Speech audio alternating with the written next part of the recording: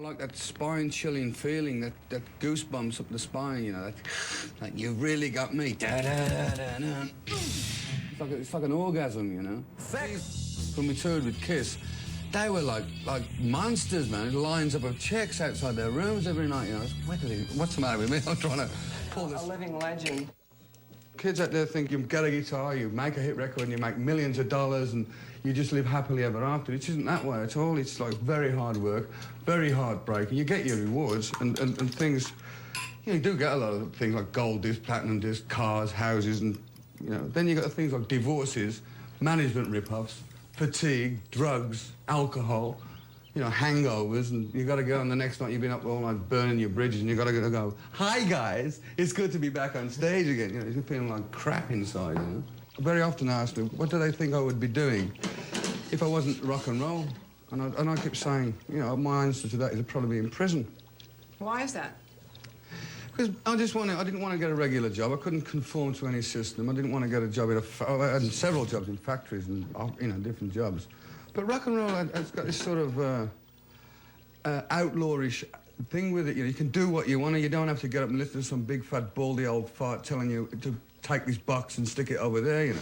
So tell me about, you know, what happened when all of a sudden you got rich and you could buy everything you wanted. And well, what happened, it didn't work out exactly like Cinderella. We started to think we were like gods. We all went out and bought fast cars and everything, but we had a manager. And because we came from the back streets of Birmingham, we didn't have much of a business education. We let him con us, as it was. We got ripped off for lots of money in the early days, but we didn't care. We were seeing America, we were having fun, screwing as many groupies as we could, smoking as much dope, getting just, you know, out of it in general, and basically having a good time. And they were the fun years because until we started to realise one day, hey, we must be earning a lot more than this guy's actually giving us. So it's not all no, it's not a pretty story. It's hard bloody work, and you've got to be a businessman, and I'm not a businessman, you know.